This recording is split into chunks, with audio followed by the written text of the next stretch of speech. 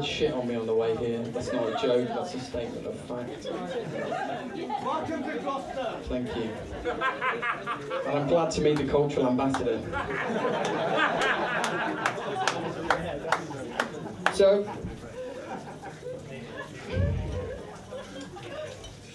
I was trying to think of different ways to do this and kind of looking at like ways of being funny and reading stuff about it and looking at what comedy is about, and it seems to be about a collective set of norms that are evaluated by an individual, and maybe a take on that maybe sometimes is a bit skewed, or maybe it's really about a collective sense of belonging that we no longer feel anymore because we don't live near our families.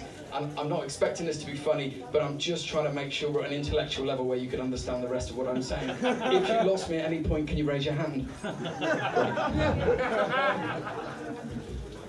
So, I was trying to think of ways to kind of, I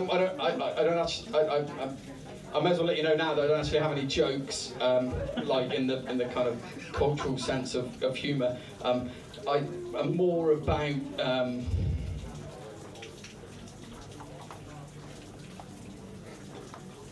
more about that thing that people are sometimes, but that's all right. Anyway, so,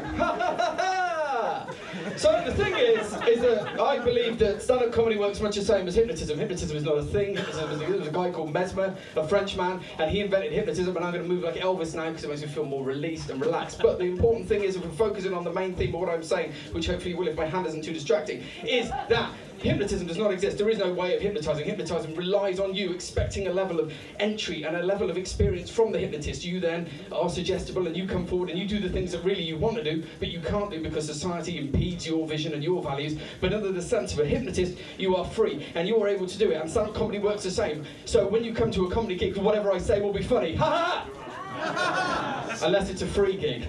They're all fucked. So anyway, so my idea was that I would try and find some sort of metaphor for expressing my ultimate lack of kind of shuffling, and what I decided to do was I'd be a metaphysical ventriloquist for you this evening, ladies and gentlemen. And I know that some of you will struggle with that, so I've got a prop.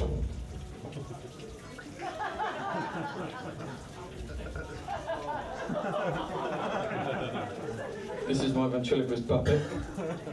Hello. Now, being a metaphysical ventriloquist, metaphysics is the idea of kind of non-bounded earth and space and mind and time, and the idea that we're all ultimately free survivors of our own existence, and it's only religion that impedes us and makes us weak. But metaphysics means I don't have to pretend to do the voice of the hand. The voice of the hand is the voice in your head, the voice that's saying, fuck me, that guy's a twat. Get that other guy on, he was funny. Where's my drink? Am I staring too much? I wonder if that man's ever had sex. What about his toes? Is it wrong I keep looking at his toes? And other such things. Anyway, that's metaphysical ventriloquism, obviously touching my hair.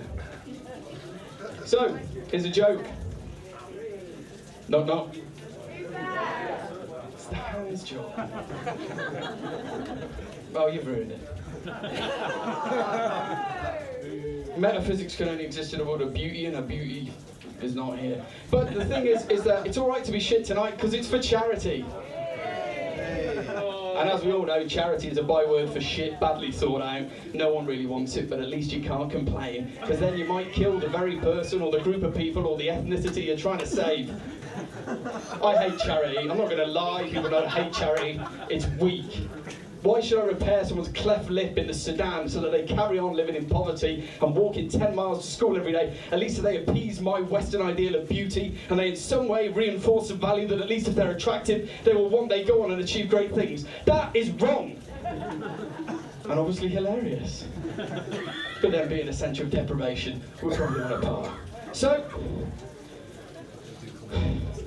I'm left thinking about this idea that if we some way make someone more physically more bearable, that they will somehow achieve a better level of living, that £5 a month will change the way we live, we shop, we commute, the way that we interpret poetry, the way that we somehow sense ourselves, the way that we need to build big churches, but we don't like religion anymore because religion means we're weak, but instead we'll donate money and we'll donate to Friends of the World and World of the Friends, and this will somehow save us. It won't. You're all going to die.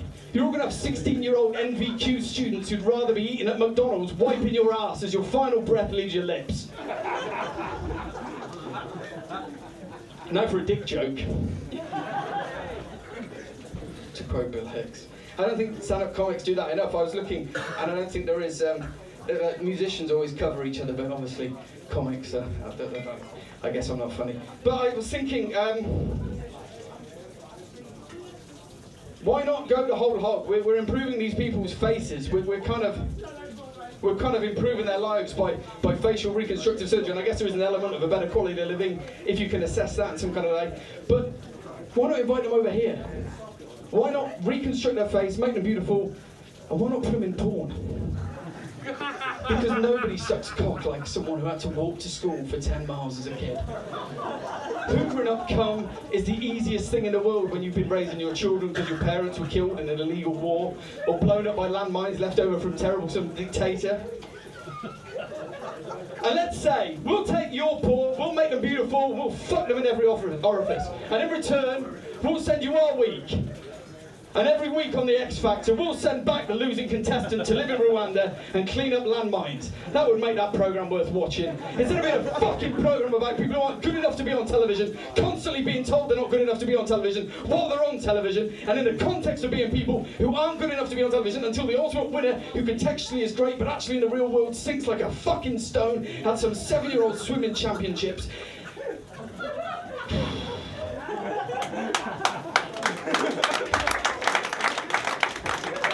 Charity doesn't make us great or strong. And I see the Royal British Legion, and they look after war widows, and they look after families, and they bury our dead, and they take care of those people who have lost their lives in sacrifice. But they don't do the ultimate thing that would help and protect families. They're not there protesting about war. They're not trying to stop war. They're just looking after the victims of it. It would like be running a donkey sanctuary that was just very good at burying donkeys.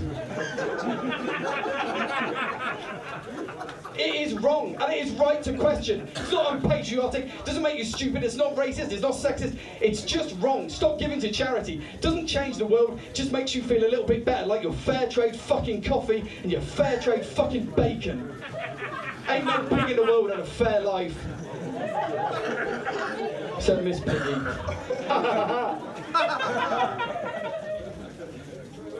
I will be happy when I see the poppy appeal collector stood in front of the tank in Tiananmen Square. Yeah, okay, sorry. So finally, I asked my friend today, who's come along to support me, for a joke, and he gave me this joke, and so I may as well tell one joke. Why is the sky so high? So birds don't bump their heads. You're worthless.